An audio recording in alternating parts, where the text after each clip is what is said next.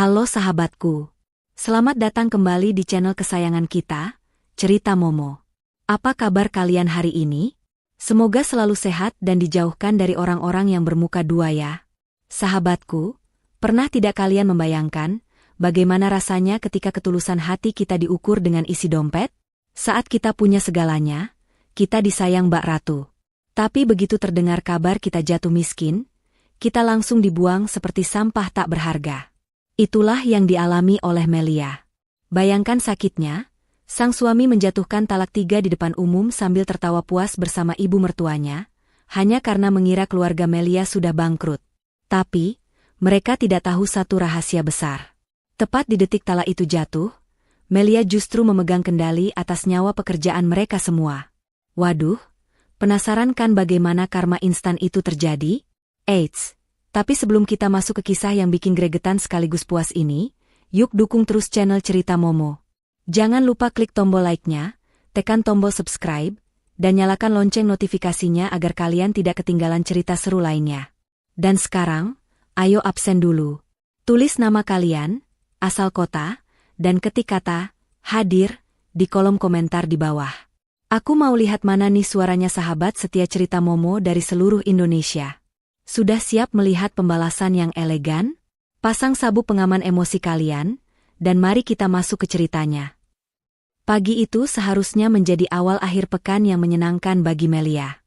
Sinar matahari pagi menembus jendela kaca besar di ruang tengah rumah dinas yang ditempatinya bersama sang suami, Bagus, dan ibu mertuanya, Ibu Nurul. Di dapur, Melia sibuk menata piring-piring berisi sarapan kesukaan mertuanya. Nasi goreng seafood dengan acar timun segar sudah siap tersaji. Dengan senyum mengembang, Melia membawa nampan itu ke meja makan. Selamat pagi, Bu. Ini sarapannya sudah siap. Bagus mana ya, Bu? Kok belum turun? Sapa Melia dengan lembut kepada Ibu Nurul yang sedang duduk santai di sofa sambil menonton berita di televisi layar datar yang baru dibeli Bagus bulan lalu. Biasanya, Ibu Nurul akan menjawab dengan senyuman manis, memuji masakan Melia, atau sekadar berbasa-basi menanyakan kabar orang tua Melia yang merupakan pemilik Wijaya Group, perusahaan raksasa yang disegani di negeri ini. Namun, pagi itu berbeda. Hening. Ibu Nurul tidak menoleh sedikit pun. Matanya terpaku pada layar televisi dengan tatapan nanar, seolah ada hantu yang baru saja muncul di sana. Bu, panggil Melia sekali lagi, sedikit bingung dengan reaksi mertuanya. Tiba-tiba, suara penyiar berita di televisi terdengar semakin keras, memecah keheningan pagi itu. Pemirsa, kabar mengejutkan datang dari dunia bisnis tanah air. Wijaya Group, raksasa bisnis yang selama ini dikenal kokoh, pagi ini resmi dinyatakan pailit. Otoritas Jasa Keuangan menemukan indikasi penipuan investasi besar-besaran yang melibatkan jajaran direksi utama. Saham Wijaya Group anjlok hingga titik terendah, dan seluruh aset perusahaan kini dalam status pembekuan oleh bank. Ribuan karyawan terancam PHK, dan keluarga besar Wijaya dikabarkan terlilit hutang triliunan rupiah. Prang! Suara gelas pecah membuat Melia terlonjak kaget. Ibu Nurul membanting gelas teh yang ada di meja ke lantai. Pecahannya berserakan di dekat kaki Melia. Wajah wanita parubaya itu merah padam, napasnya memburu menahan amarah yang meledak-ledak. Melia, bentak Ibu Nurul dengan suara melengking yang belum pernah didengar Melia sebelumnya. Jelaskan ini, apa maksud berita itu? Penipuan? Pailit? Bangkrut? Melia menatap layar televisi dengan wajah yang ia buat sepucat mungkin. Dalam hati kecilnya, ia tahu ini adalah bagian dari strategi ayahnya untuk membersihkan perusahaan dari tikus-tikus berdasi, sebuah rencana rahasia yang bahkan tidak boleh diketahui oleh siapapun, termasuk suaminya sendiri. Namun, demi menutupi fakta itu, Melia harus berpura-pura syok. Aku tidak tahu, Bu. Kemarin Papa bilang semuanya baik-baik saja. Jawab Melia terbata-bata, mencoba menyentuh lengan mertuanya untuk menenangkan. Jangan sentuh aku. Ibu Nurul menepis tangan Melia dengan kasar. Matanya menatap menantunya itu dengan jijik, seolah Melia adalah kotoran yang menempel di sepatunya. Kamu pikir aku bodoh? Berita itu bilang aset dibekukan. Hutang triliunan? Itu artinya orang tuamu sekarang miskin. Gembel. Dan kamu tahu apa artinya itu buat Bagus? Karir suamimu bisa hancur karena punya mertua penipu.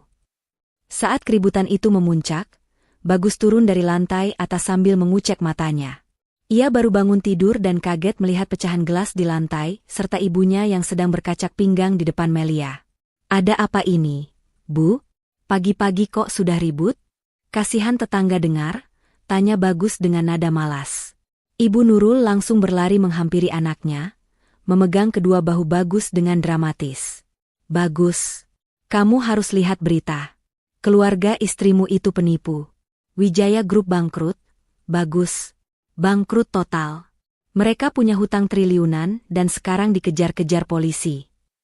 Mata Bagus terbelalak lebar. Kantuknya seketika hilang. Ia menatap Melia dengan tatapan tidak percaya, lalu beralih ke layar televisi yang masih menayangkan running text tentang kejatuhan Wijaya Group. Melia, ini benar? Tanya Bagus, suaranya bergetar. Bukan karena sedih, tapi karena panik. Selama ini, Bagus selalu merasa aman dan bangga karena menikahi putri konglomerat. Ia sering sesumbar di kantor bahwa posisinya aman karena koneksi mertuanya. Melia menunduk, memainkan ujung daster batiknya. Aku belum bisa menghubungi Papa, Mas. Tapi, sepertinya beritanya benar. Bagus mengusap wajahnya dengan kasar. Ia mendengus kesal, lalu menatap Melia dengan tatapan yang berubah dingin. Sial. Kalau begini caranya, rencana promosi jabatanku bulan depan bisa batal. Pak Direktur pasti akan berpikir 2 kali mempromosikan menantu seorang koruptor. Mas, kok kamu bicaranya begitu? Kita kan belum tahu kebenarannya. Lagi pula, ini musibah keluarga. Melia mencoba membela diri, berharap suaminya akan memberikan sedikit dukungan moral. Namun, harapan itu sia-sia. Ibu Nurul langsung memotong ucapan Melia dengan sinis. Musibah apanya? Ini aib. Bagus, kamu dengar ibu. Mulai sekarang, jangan terlalu manjakan dia. Uang belanja yang biasa kamu kasih itu, tahan dulu. Kita tidak tahu apakah keluarganya akan minta bantuan kita buat bayar hutang mereka. Jangan sampai harta kita ikut tersedot. Ibu benar, sahut Bagus cepat, tanpa ragu sedikit pun. Ia menatap Melia tajam. Melia, mulai hari ini, kartu kredit tambahan yang aku kasih, kembalikan. Aku blokir semuanya. Kita harus berhemat. Aku tidak mau terseret masalah keluargamu. Hati Melia mencelos. Baru 5 menit berita itu tayang, sifat asli suami dan mertuanya sudah terlihat jelas. Selama ini, kebaikan dan kasih sayang mereka ternyata hanya sebatas angka di rekening bank ayahnya. Ketika angka itu hilang, hilang pula rasa hormat mereka. Tapi Mas, itu kan uang untuk keperluan rumah tangga. Lirih Melia. Cukup, bentak Ibu Nurul. Masih berani membantah? Sadar diri, Melia. Kamu sekarang cuma anak orang bangkrut yang numpang hidup di rumah anakku. Harusnya kamu bersyukur Bagus tidak langsung mengusirmu detik ini juga. Sekarang, bersihkan pecahan gelas ini. Jangan sampai kaki Bagus terluka gara-gara kecerobohanmu. Bagus tidak membela istrinya. Ia justru membalikan badan dan duduk di sofa, memijat pelipisnya seolah-olah dialah korban paling menderita di sini. Cepat bersihkan, Mel. Aku pusing lihat kekacauan ini. Bikin hilang selera makan saja. Melia menahan air matanya agar tidak tumpah. Ia berjongkok, memunguti pecahan kaca satu persatu dengan tangannya yang gemetar. Rasa perih di hatinya jauh lebih sakit daripada goresan kaca yang mungkin melukai jarinya. Di balik punggungnya, ia mendengar Ibu Nurul berbisik kepada Bagus. Untung kamu belum jadi beli mobil baru itu, Bagus. Simpan uangmu. Kita harus hati-hati. Jangan-jangan sebentar lagi dia akan minta uang buat bayar pengacara ayahnya. Pokoknya ibu tidak setuju kalau kamu keluar uang sepeser pun buat mereka. Iya, Bu. Aku juga nggak bodoh. Nanti aku telepon pengacaraku buat konsultasi soal pemisahan harta. Jaga-jaga kalau ada penyitaan. Jawab Bagus dingin. Melia menggenggam pecahan kaca itu erat-erat, hingga telapak tangannya sedikit tergores. Darah segar menetes kecil, tapi rasa sakit itu membantunya tetap sadar. Baiklah, Mas Bagus, Ibu Nurul, batin Melia. Jika ini wajah asli kalian saat aku jatuh, maka jangan harap kalian akan melihat wajahku saat aku bangkit nanti. Pagi itu, di ruang tengah yang mewah namun terasa dingin, Melia belajar satu hal. Cinta mereka ternyata memiliki label harga, dan label itu baru saja dicabut paksa oleh takdir. Seminggu setelah berita kebangkrutan itu, suasana rumah berubah menjadi neraka kecil bagi Melia. Tidak ada lagi sapaan hangat atau kecupan di kening saat Bagus hendak berangkat kerja. Yang ada hanya bentakan dan perintah kasar yang menyayat hati. Pagi itu, Bagus berteriak dari dalam kamar, memanggil nama istrinya seolah memanggil seorang pelayan rendahan. Melia, baju kerjaku kenapa belum disetrika? Kamu ini ngapain aja seharian di rumah?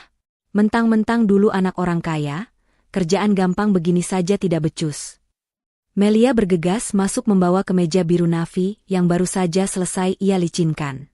Ia berusaha tetap tersenyum meski hatinya pedih. Maaf, Mas.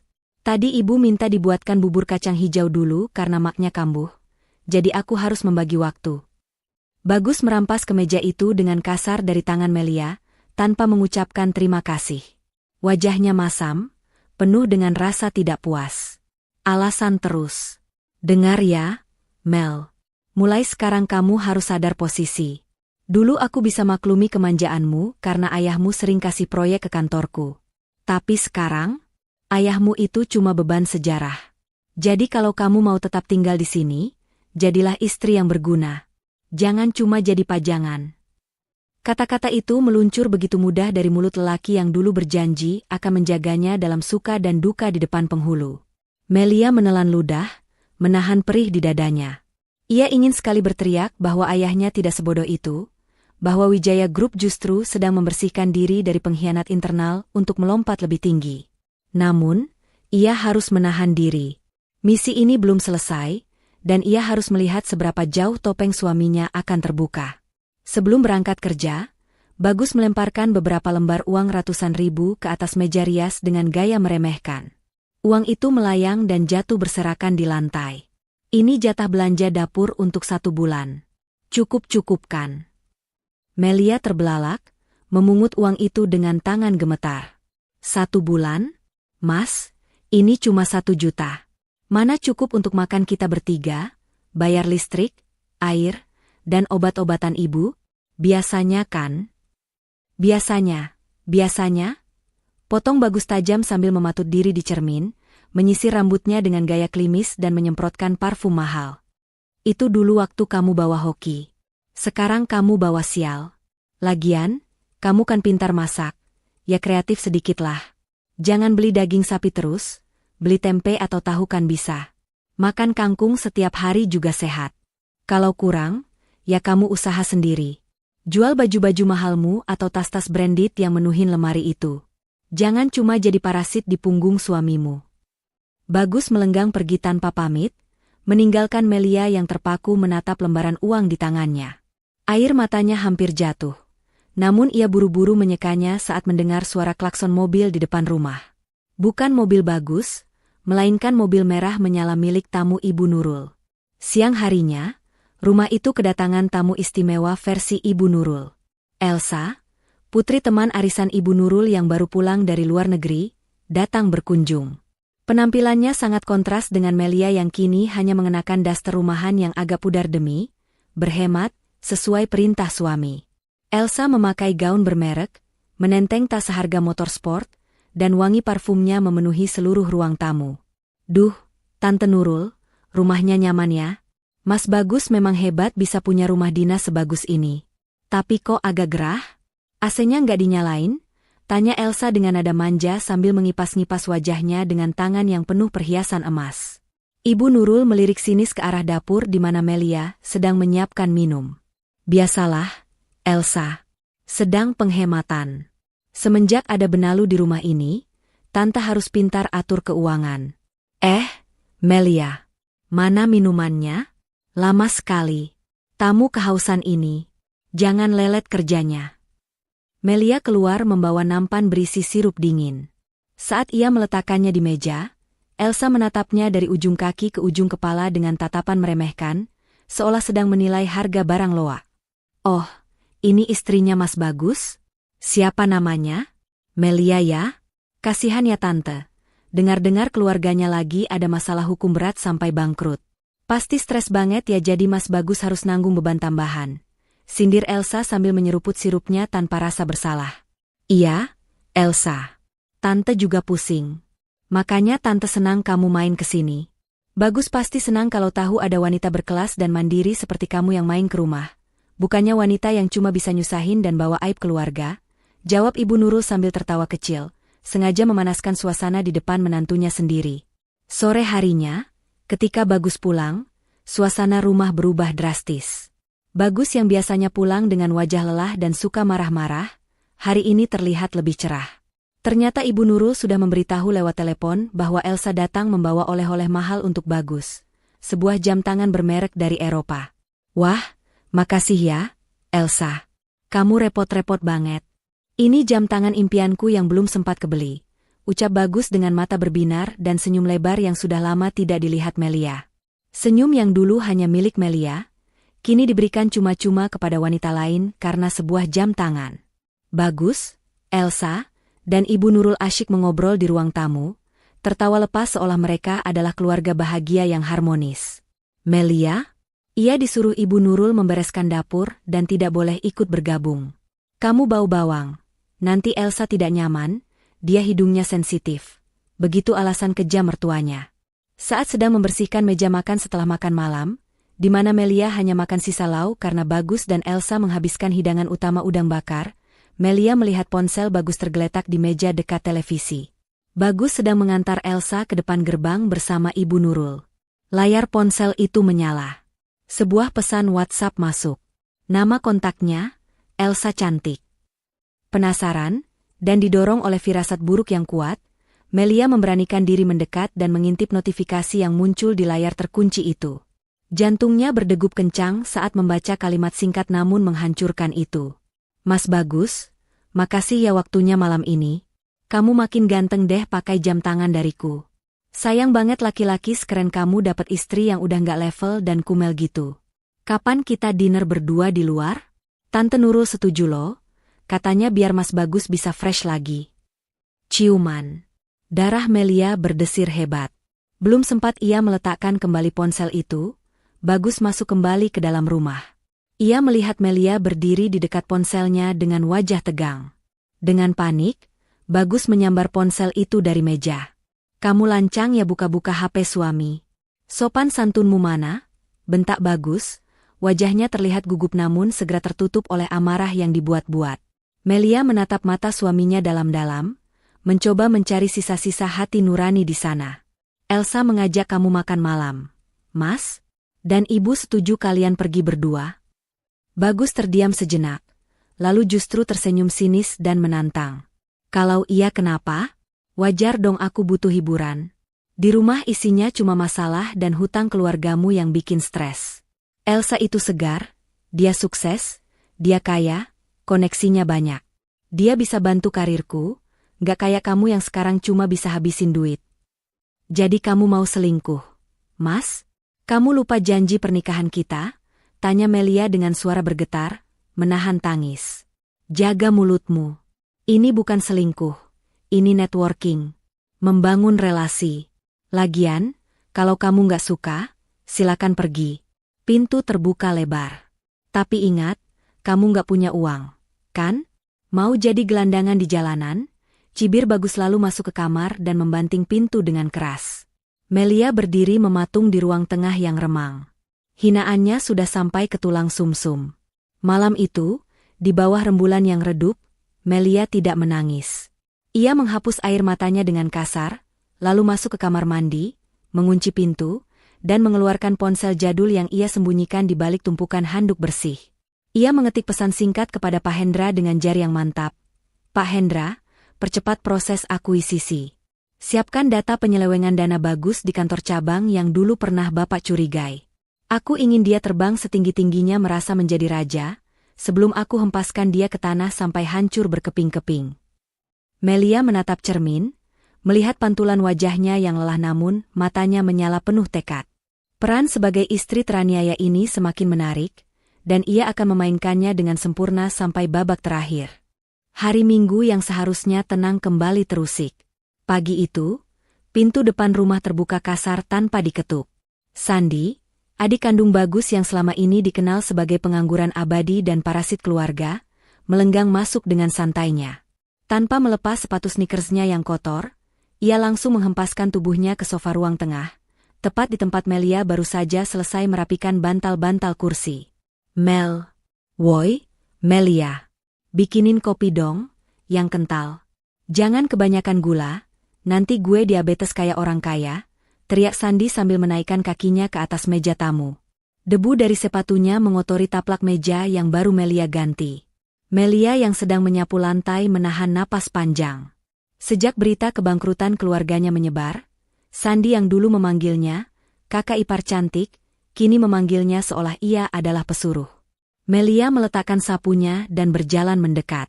Sandi, tolong kakinya diturunkan. Mas Bagus marah kalau meja lecet atau kotor, ujar Melia pelan namun tegas. Sandi mendengus, menurunkan kakinya dengan hentakan keras yang sengaja dibuat-buat. Cih, gaya lu selangit. Mentang-mentang dulu anak orang kaya, sekarang sok ngatur. Buruan kopi. Sama sekalian gue minta duit dong, 500.000 aja.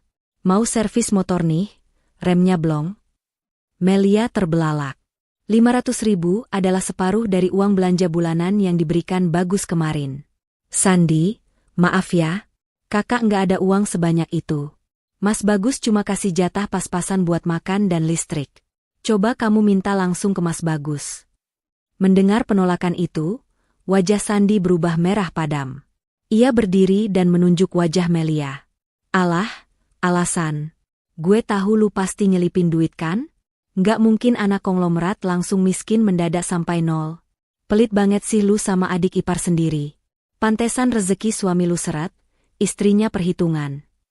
Demi Allah, Sandi. Aku nggak pegang uang, jawab Melia mencoba membela diri.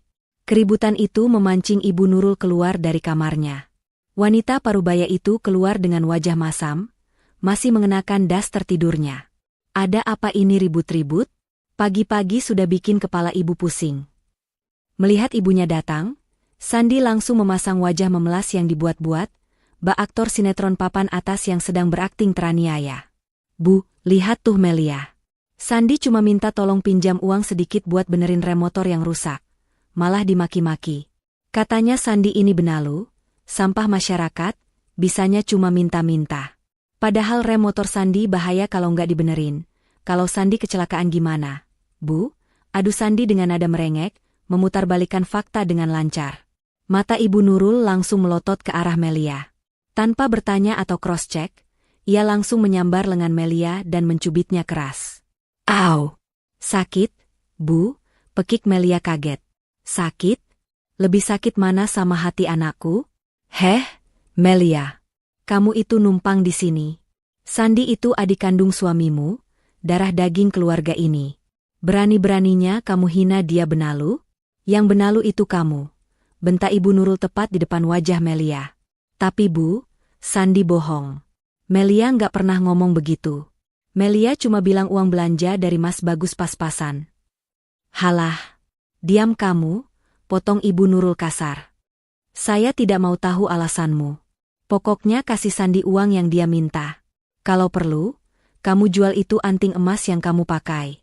Lagian buat apa gaya-gayaan pakai perhiasan kalau buat bantu adik ipar saja pelitnya minta ampun. Jangan sampai Bagus tahu kamu pelit sama adiknya, bisa-bisa kamu diusir hari ini juga. Melia memegang telinganya. Anting kecil itu adalah peninggalan almarhumah neneknya. Satu-satunya perhiasan sederhana yang ia pertahankan bukan karena harganya, tapi karena kenangannya. Namun, melihat tatapan buas Ibu Nurul dan senyum licik kemenangan di wajah Sandi, Melia tahu ia tidak punya pilihan lain saat ini jika ingin mempertahankan posisinya di rumah itu demi rencana besarnya. Dengan tangan gemetar dan hati yang teriris, Melia melepas anting itu. Ini, Sandi. Jual saja. Kalau ada sisanya, tolong kembalikan buat beli beras. Sandi menyambar anting itu dengan cepat. Matanya berbinar tamak. Nah, gitu dong. Ini baru kakak ipar tahu diri. Sisanya? Ya buat ongkos jalanlah, masa gue jalan kaki ke toko emas. Sandi langsung melesat pergi tanpa mengucapkan terima kasih. bersiul riang sambil melempar-lemparkan anting itu di udara. Ibu Nurul menatap Melia dengan sinis lalu meludah kecil ke lantai. Dasar wanita tidak berguna. Bersihkan lantai ini, lalu masak yang enak. Sandi nanti pulang pasti lapar. Ibu Nurul kembali masuk ke kamarnya, membanting pintu. Tinggallah Melia sendiri di ruang tengah yang sunyi. Air matanya menetes satu, namun segera ia hapus. Ia tidak boleh lemah. Ia merogoh saku dasternya, mengeluarkan ponsel jadulnya, dan berjalan mengendap-endap ke area jemuran di belakang rumah yang sepi. Dengan cepat, ia menekan nomor Pak Hendra. "Halo, Pak Hendra," bisik Melia, suaranya terdengar dingin dan tajam, sangat berbeda dengan nada bicaranya yang lemah lembut di depan mertuanya tadi. "Siap, Bu Melia." "Ada perintah?" Suara berat Pak Hendra terdengar dari seberang. "Pak, tolong pastikan dokumen hutang judi online Sandi sudah lengkap. Saya mau rekam jejak kriminalnya, termasuk kasus penipuan motor temannya tahun lalu yang sempat ditutupi oleh Mas Bagus menggunakan uang perusahaan. Kumpulkan semua buktinya." "Sudah saya amankan, Bu. Berkasnya ada di brankas pribadi saya. Total hutang Sandi di luar sana mencapai 70 juta rupiah, dan ada 3 debt collector yang sedang mencarinya. Apakah Ibu mau saya bocorkan alamat rumah Ibu Nurul ke penagih hutang sekarang?" tanya Pak Hendra. Melia tersenyum tipis, senyuman yang mengandung bahaya. "Jangan sekarang, Pak. Tahan dulu. Biarkan dia menikmati uang hasil jual anting nenek saya hari ini. Saya ingin melihat wajahnya ketika dia sadar bahwa kakak ipar pelit ini memegang kunci penjara untuknya nanti. Fokus saja pada pengambil alihan saham. Berapa persen lagi?" "Tinggal 5% dari pemegang saham minoritas, Bu. Besok pagi deal selesai. Wijaya Group akan resmi menjadi pemilik mayoritas Nusantara Corp." "Bagus. Kerja yang rapi, Pak." Melia menutup teleponnya. Ia menatap langit yang mulai mendung. Di dalam rumah ini, ia diperlakukan seperti sampah. Namun di luar sana, ia sedang menyusun jaring raksasa yang akan menangkap semua orang yang telah menyakitinya. Melia kembali masuk ke dalam rumah, mengambil sapu, dan melanjutkan pekerjaannya sebagai upik abu, menunggu waktu yang tepat untuk berubah kembali menjadi ratu. Hari itu adalah hari yang paling ditunggu-tunggu oleh Ibu Nurul, namun menjadi mimpi buruk bagi Melia. Sejak subuh, rumah sudah riuh rendah.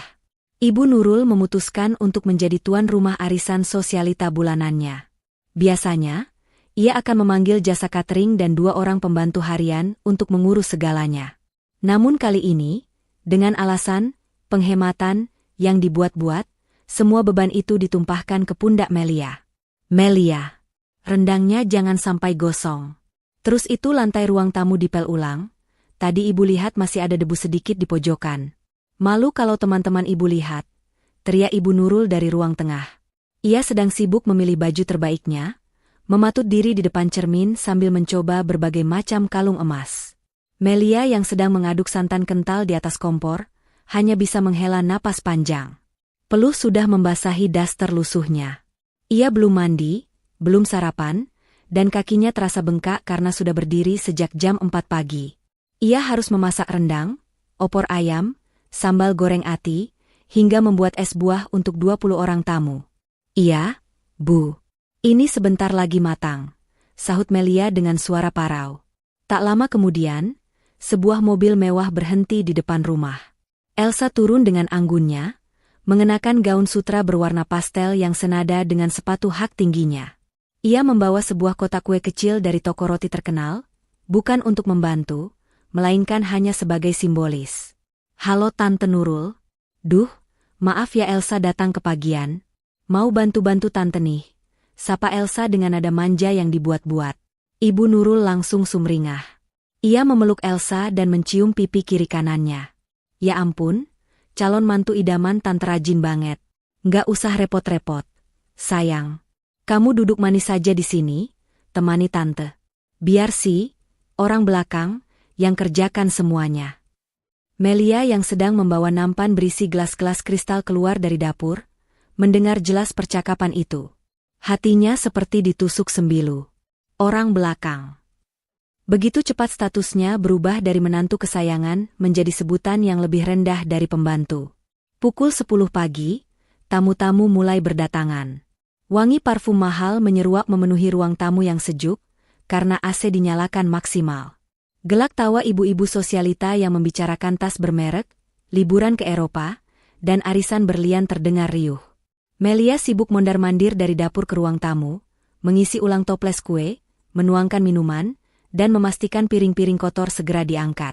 Saat Melia sedang menuangkan es buah ke gelas salah satu tamu, seorang wanita bertubuh tambun dengan kacamata berantai emas, Bu Rina, tetangga kompleks sebelah, menatapnya dengan seksama. "Loh, ini Melia kan? Menantumu, Jeng Nurul?"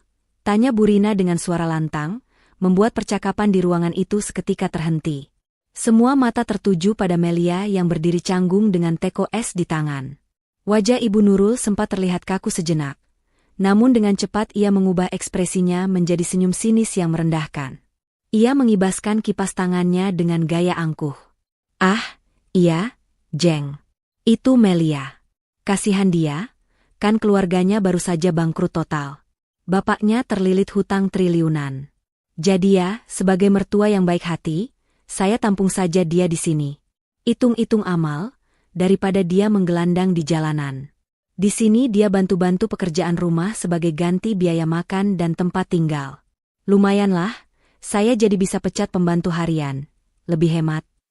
Pernyataan itu disambut dengan gumaman prihatin yang palsu dari para tamu. "Ya ampun, mulia sekali hati Jeng Nurul. Kalau saya sih, ogah nampung keluarga penipu. Takut ketularan sialnya," celetuk salah satu tamu berbaju merah. "Iya benar.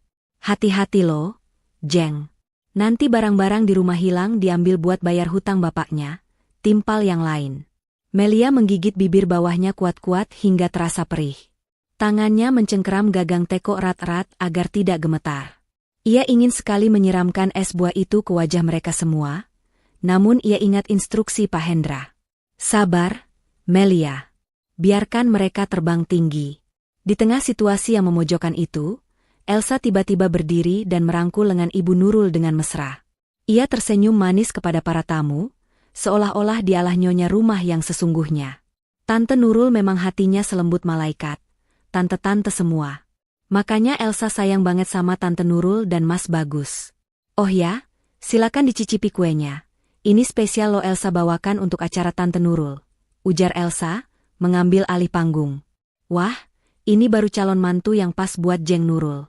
Cantik, kaya, sopan lagi. Cocok banget sama Bagus yang karirnya lagi nanjak," puji Bu Rina. Ibu Nurul tertawa bangga, menepuk-nepuk tangan Elsa. "Doakan saja ya, ibu-ibu. Namanya juga jodoh. Kita cari yang terbaik, yang bibit bebet bobotnya jelas. Bukan yang luarnya emas tapi dalamnya rongsokan." Sindiran itu jelas ditujukan untuk Melia. Tanpa berkata apa-apa, Melia membalikkan badan dan berjalan kembali ke dapur. Di balik tembok pembatas, ia menyandarkan punggungnya ke dinding dingin, menarik napas panjang untuk meredakan gemuruh di dadanya. Air matanya sudah kering. Rasa sakit hati ini telah berubah menjadi bahan bakar yang membara. Dari celah pintu dapur, ia melihat Bagus baru saja pulang untuk makan siang sebentar. Bukannya membela istrinya yang sedang dijadikan bahan gunjingan, Bagus malah tersenyum ramah menyapa tamu-tamu ibunya, lalu duduk di samping Elsa. Mereka terlihat tertawa bersama, serasi, seolah Melia tidak pernah ada di dunia ini. "Melia, mana rendangnya? Tamu-tamu sudah mau makan berat. Jangan lelet," teriak Ibu Nurul dari ruang tengah, memutus lamunan Melia. "Iya, Bu." "Siap," jawab Melia datar. Ia mengangkat panci besar berisi rendang panas itu. Beratnya luar biasa, tapi tidak seberat beban penghinaan yang ia terima hari ini. Melia melangkah keluar, menyajikan hidangan itu di meja prasmanan dengan kepala tegak. Ia melayani mereka satu persatu, menuangkan nasi, mengambilkan lauk, persis seperti pelayan restoran. Namun, di dalam benaknya, Melia sedang menghitung mundur. Setiap tawa yang keluar dari mulut Ibu Nurul, setiap lirikan sinis dari Elsa, dan setiap sikap acuh tak acuh dari Bagus, semuanya dicatat rapi dalam memori dendamnya. "Makanlah yang kenyang, Tuan dan Nyonya," batin Melia saat melihat mereka lahap menyantap masakannya. "Nikmatilah kemewahan dan kesombongan ini selagi bisa. Karena sebentar lagi, piring yang kalian pakai makan ini pun tidak akan sanggup kalian beli. Hari itu, Melia belajar bahwa tidak ada yang lebih kejam daripada keluarga yang berkhianat. Namun, ia juga tahu, tidak ada pembalasan yang lebih manis daripada melihat musuh jatuh dari puncak tertinggi yang mereka banggakan. Matahari belum tinggi, namun hawa panas sudah terasa menyengat di dalam rumah, seolah mencerminkan ketegangan yang tak kunjung reda. Melia berdiri di depan cermin kamarnya yang kusam, merapikan kemeja putih lamanya yang warnanya sudah mulai menguning. Ia sengaja memilih pakaian yang paling sederhana, bahkan cenderung lusuh, untuk menutupi tujuan sebenarnya hari ini. Ia mengikat rambutnya asal-asalan dan memulas wajahnya dengan bedak tipis untuk menyamarkan kantung mata akibat kurang tidur. Saat ia melangkah keluar kamar sambil menjinjing tas kain belanjaan yang sudah agak robek di bagian ujungnya, suara Bagus langsung menyambarnya dari ruang tengah. Suaminya sedang duduk santai sambil membaca koran bisnis, dengan secangkir kopi hitam mengepul di meja. "Mau kemana lagi kamu? Pagi-pagi sudah keluyuran. Kerjaan rumah belum beres, kan?" tanya Bagus tanpa menoleh, matanya tetap terpaku pada halaman saham. Melia berhenti sejenak, mengatur napas agar suaranya terdengar meyakinkan. "Aku mau keluar sebentar, Mas. Mau coba ke rumah teman lama, siapa tahu ada yang bisa bantu pinjami uang untuk pegangan kita bulan ini. Uang yang Mas kasih kemarin sudah menipis dipakai belanja arisan ibu." Mendengar kata, pinjam uang, Bagus langsung melipat korannya dengan kasar. Ia menatap Melia dengan tatapan tajam dan penuh ancaman. Wajahnya yang tampan berubah menjadi bengis karena rasa malu yang membayang. "Dengar ya, Melia. Jangan bikin malu aku," bentak Bagus sambil berdiri dan melangkah mendekati istrinya. Telunjuknya menuding tepat di depan hidung Melia. "Awas kalau kamu sampai datang ke teman-teman kantorku atau relasi bisnisku buat mengemis. Jangan bawa-bawa namaku. Kalau mereka tanya, bilang saja itu urusan pribadimu. Aku nggak mau karirku yang lagi bagus-bagusnya hancur gara-gara punya istri pengemis." Dari arah dapur, Ibu Nurul muncul sambil membawa toples kerupuk. Mulutnya sibuk mengunyah, namun matanya menatap Melia dengan sorot merendahkan. "Benar kata suamimu itu. Kamu jangan jual iba di luar sana pakai nama keluarga kami. Kalau mau ngemis, sana ke keluarga bapakmu yang penipu itu. Jangan seret-seret Bagus. Ingat, Elsa itu relasinya luas. Kalau sampai dia dengar kamu minta-minta dan bikin malu Bagus, ibu tidak akan ampuni kamu." Melia menunduk, menyembunyikan kilatan amarah di matanya. "Iya, Mas, Bu. Aku mengerti. Aku tidak akan bawa nama kalian. Aku pergi dulu." Tanpa menunggu jawaban lagi, Melia bergegas keluar rumah. Panas matahari yang menyengat kulitnya tidak sebanding dengan panasnya hati mendengar ucapan suami yang seharusnya menjadi pelindungnya. Namun, langkah Melia semakin mantap begitu ia keluar dari komplek perumahan. Ia berjalan kaki cukup jauh, hingga sampai di sebuah minimarket di jalan raya utama. Di area parkir yang agak tersembunyi di samping gedung minimarket, sebuah mobil sedan hitam mewah dengan kaca film gelap sudah menunggu. Itu bukan mobil taksi online, melainkan mobil operasional khusus milik Direksi Wijaya Group yang tidak terlacak. Melia mengetuk kaca jendela belakang 2 kali. Pintu terbuka otomatis. Hawa sejuk AC langsung menyapa wajahnya, kontras dengan debu jalanan di luar. Di dalam, Pak Hendra sudah duduk rapi dengan setelan jas lengkap, memangku sebuah laptop dan tumpukan dokumen map merah. "Selamat siang, Bu Melia," sapa Pak Hendra dengan hormat, sedikit membungkukkan badan meski dalam posisi duduk. "Silakan masuk." Melia masuk dan menutup pintu. Seketika, postur tubuhnya berubah. Bahunya yang tadi membungkuk lesu kini tegak. Tatapan matanya yang sayu berubah menjadi tajam dan penuh otoritas. "Bagaimana perkembangannya, Pak?" tanya Melia to the point, suaranya tegas dan berwibawa. Pak Hendra menyerahkan sebuah tablet. "Sesuai instruksi Ibu, proses akuisisi saham Nusantara Corp melalui perusahaan cangkang kita sudah mencapai 95%. Tinggal tanda tangan basah Ibu di dokumen ini untuk pengambil alihan penuh secara legal. Begitu Ibu tanda tangan, secara de jure, Ibu adalah pemilik tunggal perusahaan tempat Pak Bagus bekerja." Melia mengambil pena mahal yang disodorkan Pak Hendra. Ia menatap dokumen itu sejenak. Di sana tertulis jelas nilai transaksi yang fantastis.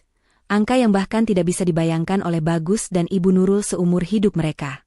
Dengan gerakan cepat dan mantap, Melia membubuhkan tanda tangannya. Selesai. Kapan pengumuman resminya? Tanya Melia. Kita akan rilis beritanya tepat saat rapat umum pemegang saham minggu depan, Bu. Tapi saya punya informasi tambahan yang mungkin menarik buat Ibu, kata Pak Hendra sambil membuka map merah lain. Apa itu? Tim audit kita menemukan aliran dana mencurigakan di divisi pemasaran yang dipimpin Pak Bagus. Ada markup anggaran promosi sebesar 200 juta rupiah bulan lalu. Dananya ditransfer ke rekening pihak ketiga atas nama Elsa Pramudya.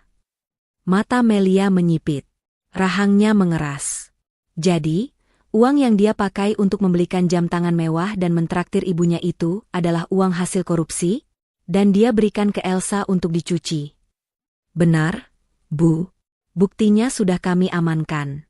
Jika Ibu mau, kita bisa langsung laporkan ke polisi sekarang atas tuduhan penggelapan dalam jabatan. Melia tersenyum dingin, sebuah senyuman yang mengerikan. Jangan sekarang, Pak. Itu terlalu mudah. Simpan bukti itu sebagai kartu as saya. Biarkan dia merasa di atas angin dulu. Biarkan dia merasa Elsa adalah dewi penolongnya yang kaya raya. Aku ingin melihat wajahnya saat dia sadar bahwa wanita yang dia banggakan itu ternyata penadah uang curiannya sendiri. Pertemuan itu berlangsung singkat namun padat. Setelah mengatur strategi selanjutnya, Melia turun dari mobil mewah itu. Ia kembali berjalan kaki menuju rumah dengan tas kain lusuhnya, seolah tak terjadi apa-apa. Sesampainya di rumah, hari sudah sore. Bagus sedang duduk di teras sambil merokok. Melihat Melia pulang dengan tangan kosong dan wajah lelah, ia menyeringai mengejek. Mana? Dapat duit enggak? Kulihat tasmu kempes begitu. Pasti enggak ada yang mau kasih pinjam kan? Siapa juga yang mau percaya sama anak koruptor? Cibir Bagus sambil membuang asap rokoknya ke arah Melia. Melia berhenti di depan suaminya, menatapnya dengan tatapan yang sulit diartikan. Belum dapat, Mas. Teman-temanku sedang susah juga. Dasar tidak berguna, umpat Bagus. Sudah sana masuk. Masakin air panas buat mandi Ibu. Jangan bikin aku tambah pusing lihat mukamu. Melia melangkah masuk tanpa membantah. Di dalam hatinya, ia membisikkan sebuah janji. Nikmatilah rokok dan penghinaanmu sore ini, Mas Bagus. Karena sebentar lagi, kamu yang akan memohon-mohon di kakiku untuk sekadar bisa bernapas lega. Sore itu berlalu seperti biasa di rumah keluarga Bagus, penuh dengan perintah dan makian. Namun mereka tidak sadar, sang pembantu yang mereka hina baru saja membeli masa depan mereka dengan satu tanda tangan. Suasana makan malam di rumah itu terasa lebih mencekam dari biasanya. Denting sendok yang beradu dengan piring menjadi satu-satunya suara yang mengisi keheningan, sebelum akhirnya Ibu Nurul meletakkan sendoknya dengan kasar ke atas meja. Ia menatap Melia yang sedang membereskan sisa tulang ayam di piring sandi, dengan tatapan penuh kebencian. Sampai kapan kita harus hidup irit begini, Bagus? Tanya Ibu Nurul tiba-tiba. Suaranya tajam menusuk telinga. Bagus yang sedang mengunyah makanan terakhirnya terhenti. Ia menelan ludah dengan susah payah. Maksud Ibu apa? Bagus kan sudah berusaha keras kerja, Bu. Kerja keras saja tidak cukup kalau di rumah ini ada parasit yang menyedot rezekimu. Ibu Nurul menunjuk Melia dengan dagunya. Melia yang sedang menumpuk piring kotor hanya diam. Tangannya tetap bergerak meski hatinya mendidih. Ibu Nurul memutar kursi makannya menghadap Bagus sepenuhnya. Wajahnya serius, tak ada lagi basa-basi. Dengar Ibu baik-baik. Tadi siang Elsa menelepon Ibu. Dia bilang, papanya sedang mencari mitra bisnis untuk proyek properti baru di Bali. Nilainya miliaran, Bagus. Dan Elsa bilang, dia bisa merekomendasikan kamu sebagai penanggung jawab proyek itu, asalkan. Ibu Nurul menggantung kalimatnya, membiarkan Bagus penasaran. Asalkan apa, Bu? Tanya Bagus antusias. Proyek miliaran berarti komisi besar, dan itu adalah jalan pintas untuk kembali hidup mewah seperti dulu. Asalkan statusmu jelas, sambar sandi yang tiba-tiba ikut nimbrung sambil memainkan tusuk gigi.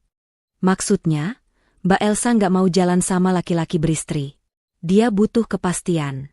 Kalau lu masih nempel sama si Melia ini, ya proyek itu bakal melayang ke orang lain. Bagus terdiam. Ia melirik Melia sekilas. Istrinya itu kini berdiri di dekat wastafel, memunggungi mereka. Punggung yang dulu ia peluk, kini terlihat begitu rapuh dan menyedihkan di matanya. Tidak ada lagi keuntungan yang bisa ia perah dari Melia. Tapi Bu, kalau aku cerai sekarang, apa kata orang kantor? Baru saja mertua bangkrut, masa langsung ditinggal? Nanti aku dibilang suami tidak setia, ujar Bagus ragu. Bukan karena cinta, tapi karena citra. Ia takut nama baiknya tercoreng. Ibu Nurul mendengus keras. Ia bangkit dari kursi dan menghampiri Bagus, memegang kedua pundak anaknya itu dengan cengkeraman kuat. Persetan dengan omongan orang, Bagus, orang kantor tidak akan memberimu makan. Orang kantor tidak akan melunasi cicilan mobilmu. Yang bisa menyelamatkan kita cuma uang. Dan uang itu ada di Elsa, bukan di wanita miskin ini. Ibu Nurul menunjuk punggung Melia lagi. Lihat dia. Apa yang bisa dia kasih? Cuma hutang dan aib. Elsa janji sama ibu, kalau kamu menikahi dia akan kasih modal usaha 100 juta buat Sandi buka bengkel. Dia juga bakal belikan ibu ruko baru buat usaha catering. Kamu mau korbankan masa depan ibu dan adikmu cuma demi kasihan sama dia. Kata-kata, modal usaha, dan ruko, meruntuhkan pertahanan terakhir Bagus. Ia membayangkan hidup nyaman bersama Elsa, mobil baru, liburan mewah, dan jabatan tinggi. Dibandingkan dengan Melia yang kini hanya bisa menyajikan tempe goreng dan wajah suram, pilihannya terasa sangat jelas. Jadi, ibu mau aku ceraikan Melia? Tanya Bagus pelan, memastikan. Bukan cuma mau, tapi harus, tegas Ibu Nurul. Ibu kasih kamu ultimatum. Pilih ibu dan masa depan cerah bersama Elsa, atau pilih wanita pembawa sial ini dan hidup melarat selamanya. Kalau kamu pilih dia, ibu yang angkat kaki dari rumah ini. Ancaman itu adalah kartu as Ibu Nurul. Bagus tidak pernah bisa membantah ibunya. Ia menghela napas panjang, lalu tatapannya berubah dingin, sekeras batu. Ia menatap punggung Melia yang masih diam mematung di dapur. Baik, Bu. Aku akan urus perceraiannya, ucap Bagus mantap. Prang.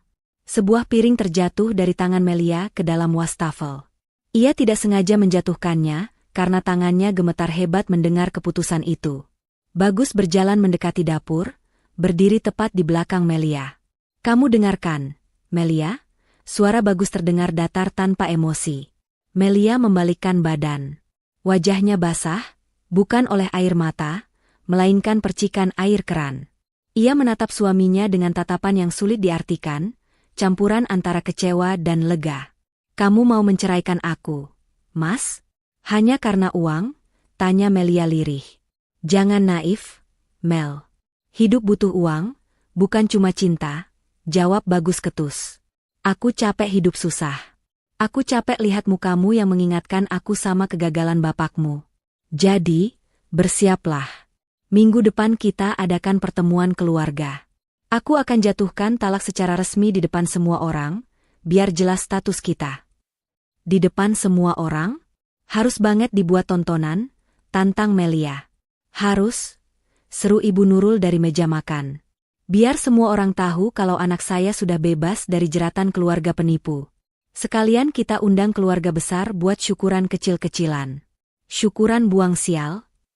Melia mengangguk pelan. Sangat pelan. Ia tidak memohon, tidak bersujud di kaki Bagus seperti yang diharapkan Ibu Nurul. Sikap tenangnya justru membuat Bagus merasa sedikit terganggu, namun ia tepis perasaan itu. Baik kalau itu mau kalian, kata Melia tenang. Lakukan apa yang membuat kalian bahagia. Undang semua orang. Undang Elsa juga kalau perlu. Biar dia lihat sendiri bagaimana cara kalian memperlakukan orang yang sudah tidak berguna. Oh, tentu saja Elsa akan datang. Dia tamu kehormatan, cibir Sandi sambil tertawa. Malam itu, keputusan sudah bulat. Vonis telah dijatuhkan. Melia masuk ke dalam kamar tamu yang sempit, tempat ia tidur selama seminggu terakhir karena diusir dari kamar utama. Ia duduk di tepi kasur tipis, mengambil ponselnya. Satu pesan ia kirimkan ke Pak Hendra, mereka memilih perang terbuka, Pak. Bagus akan menjatuhkan talak minggu depan di depan keluarga besar. Pastikan surat pengangkatan saya sebagai CEO sudah siap di hari yang sama. Dan satu lagi, Pak, tolong siapkan hadiah khusus untuk Ibu Nurul. Surat penyitaan rumah ini atas nama bank, karena sertifikatnya sudah lama digadaikan Bagus diam-diam untuk judi online. Melia meletakkan ponselnya. Senyum tipis terukir di bibirnya. Minggu depan akan menjadi panggung sandiwara terakhir mereka, sekaligus panggung penobatan bagi dirinya. Ultimatum Ibu Nurul hanyalah pemicu ledakan bom waktu yang sudah Melia rakit dengan rapi. Hari yang dinanti-nanti oleh Ibu Nurul akhirnya tiba. Sejak pagi buta, rumah dinas itu sudah disulap menjadi tempat pesta yang meriah. Balon-balon berwarna emas dan perak menghiasi sudut ruangan, dan karpet merah digelar dari pintu gerbang hingga pintu utama. Demi gengsi dan pembuktian kepada keluarga besar bahwa mereka masih mampu, meski besarnya bangkrut, Ibu Nurul nekat mencairkan dana darurat terakhirnya untuk menyewa jasa catering mahal. Ia tidak ingin Melia yang memasak hari ini, ia ingin menantunya itu menderita dengan cara lain. Melia keluar dari kamarnya mengenakan gamis sederhana berwarna biru laut yang sudah lama ia miliki. Tidak ada perhiasan yang melekat di tubuhnya, wajahnya pun hanya dipoles bedak tipis. Namun, kesederhanaan itu justru memancarkan aura ketenangan yang aneh, seolah ia adalah penonton yang siap menyaksikan pertunjukan sirkus, bukan korban yang akan disembelih. Saat ia melangkah ke ruang tengah, Ibu Nurul langsung mencegatnya dengan tatapan menilai yang menjengkelkan. Wanita parubaya itu sudah berdandan menor dengan kebaya penuh payet dan sanggul tinggi. "Heh, kamu mau kemana dengan baju kampungan begitu?" semprot Ibu Nurul sambil berkacak pinggang. "Nanti tamu-tamu Ibu pikir kami pelihara pembantu baru. Masuk sana, ganti baju seragam pelayan catering saja kalau perlu, biar sesuai sama nasibmu." Melia menatap mertuanya datar. "Ini baju paling layak yang aku punya, Bu. Baju-baju bagus kau kan sudah Ibu suruh jual minggu lalu buat beli rokok Sandi."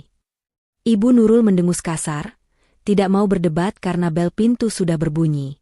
"Ya sudah. Tapi ingat satu hal, jangan berani-berani duduk di sofa utama atau kumpul sama tamu VIP. Tempatmu di belakang, dekat dapur. Tugasmu hari ini memastikan gelas tamu tidak kosong dan piring kotor segera diangkat. Jangan bikin malu Bagus di depan om dan tantenya." Satu persatu mobil keluarga besar mulai berdatangan. Parkiran rumah yang tidak terlalu luas itu segera penuh sesak. Para kerabat Bagus, tante-tante yang gemar bergosip dan paman-paman yang angkuh, turun dari kendaraan mereka. Suasana seketika riuh rendah. Begitu mereka masuk, tatapan mereka langsung tertuju pada Melia yang berdiri mematung di dekat pintu penghubung dapur. Bisik-bisik tetangga mulai terdengar, sengaja tidak dipelankan agar Melia bisa mendengarnya. Itu istrinya Bagus kan? Si Melia?" bisik Tante Rina, adik Ibu Nurul yang mulutnya terkenal pedas.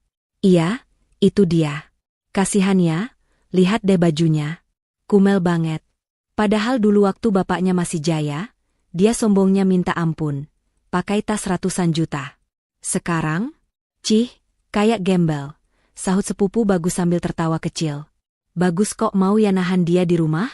Kalau aku jadi Bagus, sudah aku tendang dari kemarin. Bikin aura rumah jadi suram aja, timpal yang lain." Melia mendengar semuanya. Setiap kata setajam silet, mengiris sisa-sisa harga dirinya. Namun, ia tetap berdiri tegak, membalas tatapan mereka dengan senyum tipis yang sopan namun dingin. Ia tahu, sebentar lagi, pertunjukan sesungguhnya akan dimulai. Puncak keriuhan terjadi ketika sebuah mobil sport putih berhenti di depan pagar. Elsa turun dengan gaya bak selebriti papan atas. Ia mengenakan gaun merah menyala yang memamerkan lekuk tubuhnya, lengkap dengan kacamata hitam yang disampirkan di kepala. Di tangannya, ia menjinjing beberapa paper bag bertuliskan merek ternama. "Assalamualaikum, Tante Nurul. Mas Bagus," sapa Elsa dengan suara manja yang dibuat sekeras mungkin. Bagus yang sejak tadi sibuk menyalami paman-pamannya, langsung berlari kecil menyambut Elsa. Wajahnya berseri-seri, kontras sekali dengan saat ia melihat Melia tadi pagi. "Waalaikumsalam, Elsa. Ya ampun, kamu cantik banget hari ini," puji Bagus tanpa malu-malu, menggandeng tangan Elsa masuk ke dalam rumah di hadapan semua orang, termasuk di hadapan istrinya sendiri yang sah. Keluarga besar Bagus langsung mengerubungi Elsa. Mereka berebut menyalami wanita itu, seolah Elsa adalah dewi penyelamat yang turun dari langit. Wah, ini ya calonnya Bagus yang baru? Cantik, berkelas, wangi lagi. Beda jauh sama yang di pojokan sana. Sindir Tante Rina keras-keras sambil melirik Melia. Elsa tersenyum palsu, pura-pura malu. Ah, Tante bisa saja. Elsa cuma teman dekat kok. Oh ya, ini Elsa bawakan sedikit oleh-oleh buat Tante dan Om semua. Ada kain batik sutra, ada jam tangan juga. Sontak sorak-sorai kegirangan membahana di ruang tamu. Mereka sibuk membuka hadiah dari Elsa, memuji-muji kebaikannya setinggi langit. Sementara itu, Sandi berjalan menghampiri Melia dengan segelas jus jeruk yang sudah kosong di tangannya. Woi, Mel, lu ngapain bengong aja kayak patung? Nih, isin lagi minum gue. Terus bawain juga buat Mbak Elsa yang dingin. Cepetan, jangan lemot. Perintah Sandi dengan kasar, menyodorkan gelas kotor itu ke dada Melia. Melia mengambil gelas itu. Ia berjalan pelan menuju meja prasmanan, menuangkan jus, lalu membawanya ke arah Elsa yang sedang duduk bak ratu di sofa utama, diapit oleh Bagus dan Ibu Nurul. Silakan minumnya, Mbak Elsa, ucap Melia datar, meletakkan gelas itu di meja. Elsa menatap Melia dengan tatapan iba yang sangat merendahkan. Aduh, makasih ya, Mbak Melia. Maaf lo jadi ngerepotin. Harusnya Mbak duduk aja, kan kasihan lagi hamil lupa, Mbak Melia kan belum hamil-hamil juga ya? Mandul atau stres mikirin hutang bapak? Gelak tawa meledak di ruangan itu. Ibu Nurul tertawa paling keras sambil menepuk paha Elsa. Hahaha, kamu ini ada-ada saja, Elsa. Tapi benar juga, untung Bagus belum punya anak dari dia. Kalau punya, ibu nggak bisa bayangin cucu ibu punya darah penipu. Bagus ikut tersenyum simpul, meski ada sedikit rasa tidak nyaman di wajahnya melihat Melia dipermalukan sedemikian rupa. Namun, rasa gengsi dan iming-iming harta Elsa menutupi nuraninya. Sudah. Melia, kamu ke belakang saja. Jangan ganggu pemandangan di sini. Melia mengangguk. Ia tidak membela diri. Ia membalikkan badan dan berjalan mundur ke sudut ruangan, dekat pintu dapur. Di sana, ia berdiri dalam bayang-bayang, mengamati wajah-wajah serakah yang sedang berpesta di atas penderitaannya. Ia meraba saku gamisnya. Ponselnya bergetar satu kali. Pesan dari Pak Hendra masuk, semua tim sudah siap di posisi. Bu, saya menunggu instruksi ibu untuk masuk. Melia tidak membalas. Ia hanya menatap jam dinding. Sebentar lagi, biarkan mereka tertawa 5 menit lagi. Biarkan mereka merasa menang. Karena semakin tinggi mereka terbang dalam keangkuhan, semakin hancur tulang-tulang mereka saat jatuh nanti.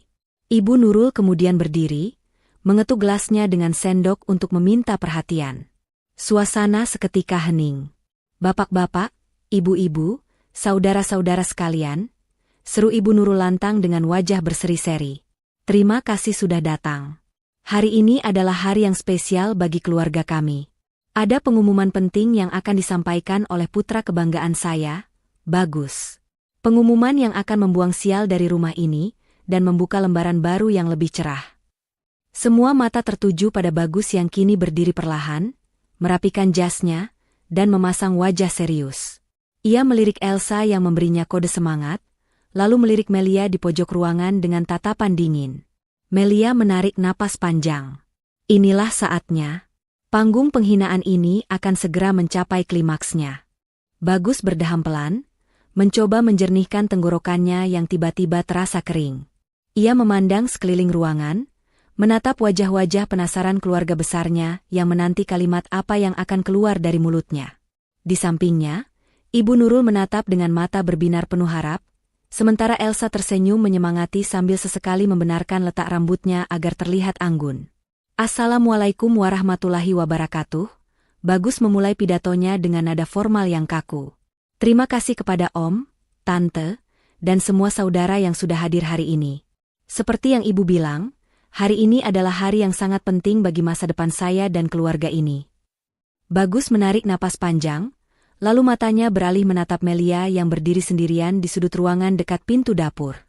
Tatapan Bagus tidak lagi menyiratkan cinta atau kasih sayang, Hanya ada rasa lelah dan keinginan untuk segera melepaskan beban. Selama beberapa tahun ini, saya berusaha menjadi suami yang baik. Saya bekerja keras, banting tulang demi kebahagiaan rumah tangga. Tapi, Bagus memberi jeda dramatis, manusia punya batas kesabaran. Saya tidak bisa terus-menerus memikul beban sendirian, apalagi menanggung aib dan hutang yang bukan perbuatan saya. Bisik-bisik di ruangan itu kembali terdengar, kali ini bernada persetujuan. Bagus merasa mendapat dukungan, dan itu membuat kepercayaan dirinya melambung. Ia melangkah maju 2 langkah, mendekat ke arah tengah ruangan, seolah menjadikan dirinya pusat semesta kebenaran. "Melia," panggil Bagus dengan suara lantang.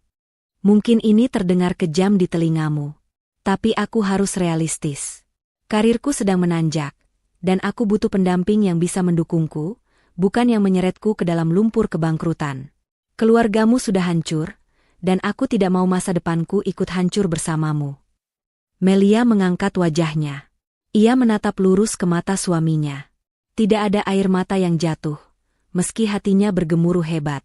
Ketegarannya itu justru membuat Bagus semakin kesal, seolah Melia tidak menyadari betapa hinanya posisi dia saat ini.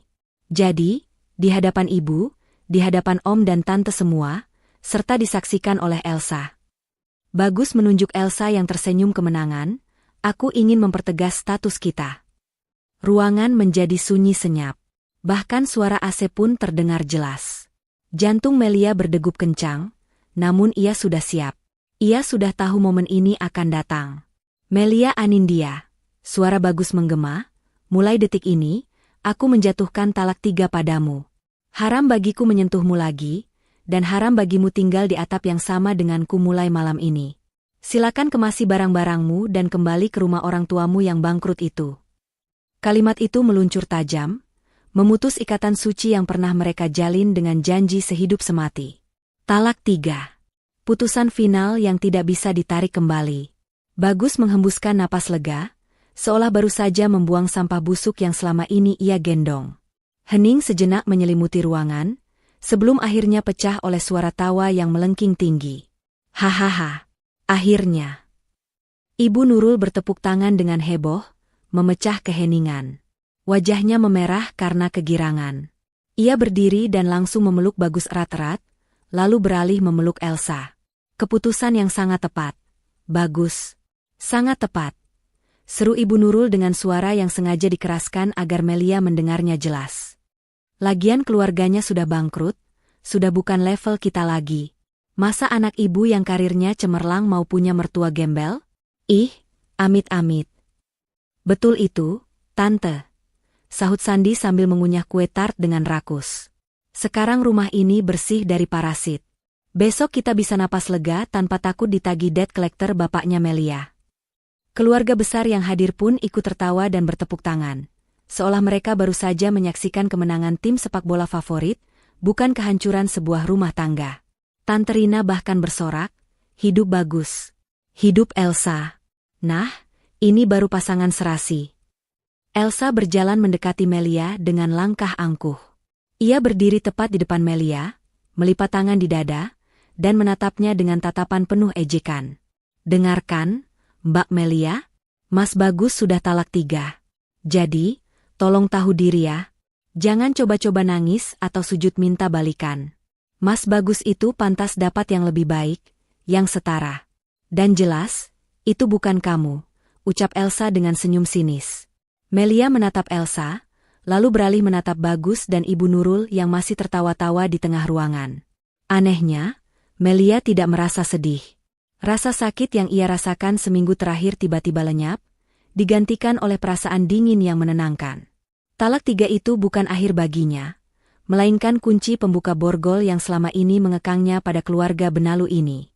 "Terima kasih, Mas Bagus," ucap Melia pelan, namun suaranya terdengar jelas di tengah tawa mereka yang mulai mereda. Semua orang menoleh, heran melihat reaksi Melia yang tidak histeris. "Terima kasih sudah melepaskan aku," lanjut Melia dengan senyum tipis yang misterius. "Dengan jatuhnya talak 3 ini, maka secara agama dan hukum, aku sudah tidak punya kewajiban apapun lagi padamu dan keluargamu. Aku bebas." "Baguslah kalau sadar." Sana pergi. Angkut baju-baju kumelmu itu. Usir Ibu Nurul sambil mengibaskan tangannya seolah mengusir lalat. Melia melirik jam dinding. Pukul 14 tepat. Waktu yang dijanjikan Pak Hendra. Baru saja Ibu Nurul hendak membuka mulut lagi untuk menghina, tiba-tiba terdengar suara, ting, dari saku celana Bagus. Itu suara notifikasi email prioritas tinggi dari kantor. Detik berikutnya, suara yang sama terdengar dari ponsel Sandi, ponsel sepupu Bagus yang bekerja di grup perusahaan yang sama, bahkan ponsel Elsa ikut bergetar. Bunyi notifikasi itu bersahut-sahutan seperti orkestra kepanikan. Bagus mengerutkan kening. Ia merogoh sakunya dengan santai. Sebentar, kok email kantor masuk hari Minggu begini? Jangan-jangan pengumuman bonus proyek.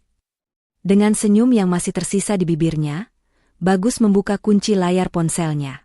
Ia membuka email yang bertanda merah dengan subjek, pengumuman mendesak, akuisisi perusahaan dan restrukturisasi direksi. Mata Bagus bergerak membaca baris demi baris email itu. Senyum di wajahnya perlahan memudar. Dahinya berkerut dalam. Wajahnya yang tadi merah karena tawa, kini perlahan berubah pucat pasi, seputih kertas. Tangannya mulai gemetar. Ini tidak mungkin. Gumam Bagus lirih, matanya terbelalak menatap layar ponsel seolah melihat hantu. Kenapa, Mas? Bonusnya gede ya? Tanya Sandi penasaran, ikut melongo ke ponsel kakaknya. Namun begitu Sandi membaca tulisan di sana, matanya ikut melotot. Hah?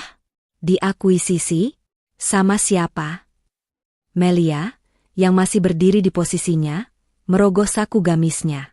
Ia mengeluarkan sebuah kartu akses berwarna hitam emas. Kartu akses VVIP yang hanya dimiliki oleh pemilik perusahaan tertinggi. Ia melangkah maju perlahan. Suara langkah kakinya kini terdengar begitu mengintimidasi di ruangan yang mendadak hening karena kebingungan Bagus. Kenapa diam, Mas Bagus? Tanya Melia dengan suara yang berwibawa, jauh berbeda dari suara istri penurut yang selama ini dikenal Bagus. Apa emailnya kurang jelas?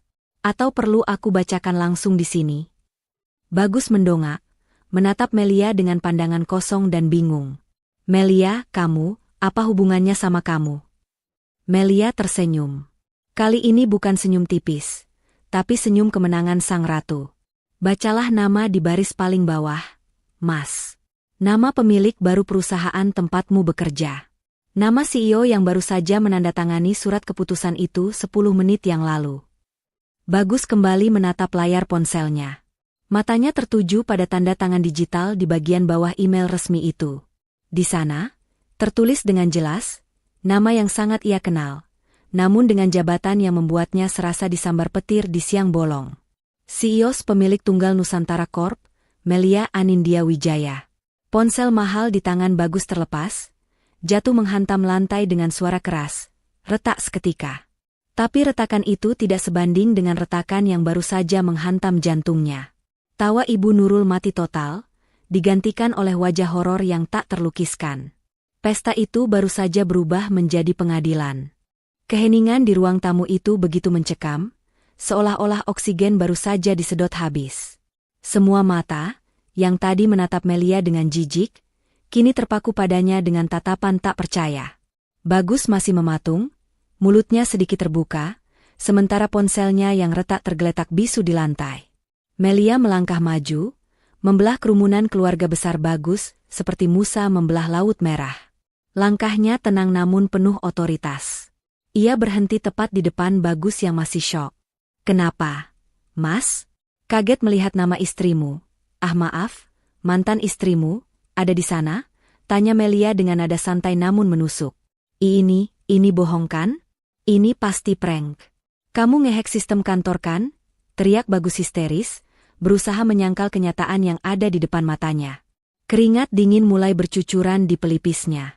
Ibu Nurul, yang baru tersadar dari keterkejutannya, langsung maju membela anaknya. Jangan mimpi kamu, Melia. Mana mungkin gembel kayak kamu bisa beli perusahaan tempat Bagus kerja? Perusahaan itu nilainya triliunan. Bapakmu kan bangkrut. Jangan halusinasi deh. Melia tertawa kecil. Tawa yang renyah namun dingin. Ia mengeluarkan ponselnya sendiri dan menekan sebuah tombol. Detik berikutnya, Pintu depan terbuka lebar. Masuklah Pak Hendra diikuti oleh 4 orang berbadan tegap berseragam security khusus dan 2 orang polisi. "Selamat siang, Bu CEO," sapa Pak Hendra lantang sambil membungkuk hormat kepada Melia. Suaranya menggema di seluruh ruangan, menegaskan siapa penguasa sebenarnya di sana. Pak Hendra menyerahkan sebuah map tebal kepada Melia. Melia membukanya dan memperlihatkan isinya kepada Bagus dan Ibu Nurul. Itu adalah dokumen akta notaris resmi, lengkap dengan materai dan cap basah kementerian, menyatakan bahwa Wijaya Group telah mengakuisisi 100% saham Nusantara Corp, dan Melia Anindya ditunjuk sebagai pemegang kekuasaan tertinggi. Berita kebangkrutan itu? Melia tersenyum miring. Itu cuma umpan, Mas. Umpan untuk melihat siapa kawan, siapa lawan, dan siapa pengkhianat. Papa sengaja menyebarkan isu itu untuk memancing musuh bisnisnya keluar. Dan ternyata, bukan cuma musuh bisnis yang terpancing, tapi juga musuh dalam selimut di rumahku sendiri. Kaki Bagus lemas. Ia terduduk di sofa, menatap Melia dengan pandangan nanar. "Jadi, kamu bohong selama ini? Kamu pura-pura miskin." "Aku tidak pura-pura, Mas. Aku hanya menahan diri. Aku ingin melihat seberapa tulus cintamu padaku saat aku tidak punya apa-apa. Dan hasilnya?" Melia menatap sekeliling, pada sisa-sisa pesta dan wajah-wajah kerabat yang ketakutan. "Nol besar. Kalian semua memperlakukan aku seperti sampah begitu mengira aku jatuh." Elsa, yang sejak tadi dia memucat, mencoba menyelinap pergi ke arah pintu belakang. Namun, 2 orang security langsung menghadangnya. "Mau kemana, Mbak Elsa?" tanya Melia tanpa menoleh. "Pestanya belum selesai. Masih ada 1 pengumuman lagi." Melia beralih menatap Pak Hendra. "Pak, bacakan hasil audit divisi pemasaran." Pak Hendra membuka tabletnya dan membacakan data dengan suara tegas. "Berdasarkan audit forensik yang dilakukan tim kami, ditemukan adanya penggelapan dana promosi sebesar 500 juta rupiah yang dilakukan oleh saudara Bagus dalam 6 bulan terakhir. Dana tersebut dialirkan ke rekening pribadi atas nama Elsa Pramudya dengan modus vendor fiktif." "Apa?" teriak Ibu Nurul, matanya melotot ke arah Elsa. "Elsa? Uang itu? Kamu bilang itu uang hasil bisnismu sendiri yang kamu pakai buat traktir tante." Elsa gemetar hebat. Wajah cantiknya kini pucat pasi seperti mayat. "Tante, saya bisa jelaskan, itu cuma pinjaman." "Pinjaman apanya?" bentak Pak Hendra. "Ini pencucian uang. Saudara Bagus korupsi untuk membiayai gaya hidup saudari Elsa." Bagus menunduk dalam-dalam, menutupi wajahnya dengan kedua tangan. Ia tidak berani menatap ibunya, apalagi Melia. Rahasianya terbongkar di saat yang paling buruk. Melia berjalan mendekati Elsa. Ia menatap jam tangan dan tas mewah yang dipakai wanita itu. "Jam tangan ini, tas ini, semuanya dibeli pakai uang perusahaan saya. Uang yang seharusnya menjadi hak karyawan lain, tapi dicuri oleh suami saya untuk kamu." "Mel, tolong, Mel." Bagus akhirnya bersuara, merangkak mendekati kaki Melia. Suara angkuhnya hilang tak berbekas, digantikan oleh rengekan menyedihkan. "Aku hilaf, tolong jangan laporkan ke polisi. Karirku, masa depanku." "Masa depan?" Melia menepis tangan Bagus yang hendak menyentuh kakinya. Ia mundur selangkah, menjaga jarak seolah Bagus adalah penyakit menular. "Kamu baru saja menceraikan masa depanmu 10 menit yang lalu, Mas. Ingat? Talak 3, haram menyentuhmu lagi. Kamu sendiri yang bilang." "Aku tarik ucapan itu. Aku emosi. Aku masih cinta sama kamu, Mel. Demi Allah." Bagus memohon, air matanya mulai keluar. "Cinta?" Melia tertawa getir. "Cinta yang ada label harganya? Maaf, Mas. Talak 3 itu sakral. Tidak bisa ditarik semudah kamu menarik ludahmu sendiri." Melia kemudian menoleh ke arah Ibu Nurul yang kini duduk lemas di sofa, wajahnya pucat seperti orang yang terkena stroke ringan. "Dan Ibu?" ucap Melia lembut namun mematikan. "Ingat kata-kata Ibu tadi? Sudah bukan level kita lagi." "Ibu benar. Level saya sekarang adalah pemilik perusahaan. Dan level Ibu." Melia memberi isyarat pada Pak Hendra. Pria itu mengeluarkan dokumen lain berwarna merah, surat penyitaan bank. Bu Nurul, kata Pak Hendra, rumah ini sertifikatnya sudah digadaikan oleh saudara Bagus setahun yang lalu untuk menutupi hutang judi online adiknya, Sandi. Dan karena cicilannya macet selama 6 bulan, pihak bank, yang kebetulan juga anak perusahaan Wijaya Group, hari ini resmi melakukan eksekusi penyitaan. Sandi? Ibu Nurul menoleh ke arah anak bungsunya dengan tatapan horor. Sandi yang tadi sombong minta jus, kini sudah meringkuk ketakutan di pojok ruangan, mencoba bersembunyi di balik gorden. Ampun, Bu, Sandi cuma pinjam bentar. Cicit Sandi gemetar. Dunia Ibu Nurul runtuh seketika. Anak emasnya koruptor, anak bungsunya penjudi, rumahnya disita, dan menantu yang ia hina ternyata adalah pemilik hidup matinya. Ia merasa dadanya sesak, napasnya tersengal-sengal. Jadi rumah ini bukan punya kita lagi? Tanya Ibu Nurul terbata-bata. Bukan, jawab Melia tegas. Dan sesuai aturan perusahaan, karena Bagus sudah saya pecat secara tidak hormat per hari ini, kalian tidak punya hak lagi tinggal di fasilitas dinas maupun rumah pribadi yang sudah disita ini. Kalian harus keluar. Sekarang. Melia, tega kamu sama mertua sendiri? Jerit Ibu Nurul histeris. Ibu sudah tua. Mau tinggal di mana? Tega? Melia menatap mertuanya tajam. Di mana hati nurani ibu saat menyuruh saya tidur di kamar tamu? Saat menghina orang tua saya? Saat menyuruh saya jadi pembantu di arisan ibu? Saat ibu tertawa melihat saya ditalak? Ibu menuai apa yang ibu tanam. Melia berbalik badan, tidak ingin melihat wajah-wajah munafik itu lagi. Pak Polisi, silakan bawa Bagus dan Elsa atas tuduhan penggelapan dan pencucian uang. Dan untuk security, tolong, bantu, Ibu Nurul dan Sandi mengemasi barang-barang mereka. Pastikan mereka keluar dari gerbang dalam waktu 1 jam. Jangan biarkan mereka membawa satupun aset perusahaan. Melia. Tunggu. Melia? Teriakan Bagus menggema saat polisi mulai memborgol tangannya. Elsa menangis histeris saat digiring keluar. Ibu Nurul pingsan di sofa, sementara Sandi diseret paksa oleh security karena mencoba membawa lari vas bunga mahal. Keluarga besar yang lain? Mereka diam 1000 bahasa, menunduk ketakutan, berharap Melia tidak mengingat wajah-wajah mereka yang tadi ikut menghina. Tapi Melia ingat. Ia ingat semuanya. Namun, bagi Melia, mereka hanyalah semut kecil yang tidak perlu diinjak. Hukuman terbesar bagi mereka adalah melihat kesuksesan Melia yang tak akan pernah bisa mereka capai. Melia berjalan keluar menuju mobil jemputannya. Matahari sore bersinar terang, menyinari langkahnya. Beban berat di pundaknya telah hilang. Ia bukan lagi istri yang teraniaya. Ia adalah Melia Anindya Wijaya, sang ratu yang telah kembali ke tahtanya. 1 bulan telah berlalu sejak badai besar mengguncang rumah dinas yang kini telah kosong itu.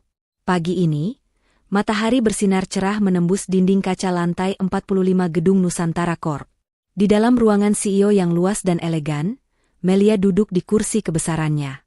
Ia tidak lagi mengenakan daster lusuh atau gamis tua. Tubuhnya kini dibalut blazer custom made berwarna abu-abu arang yang memancarkan kewibawaan. Pak Hendra mengetuk pintu dan masuk membawa tablet. Selamat pagi, Bu Melia.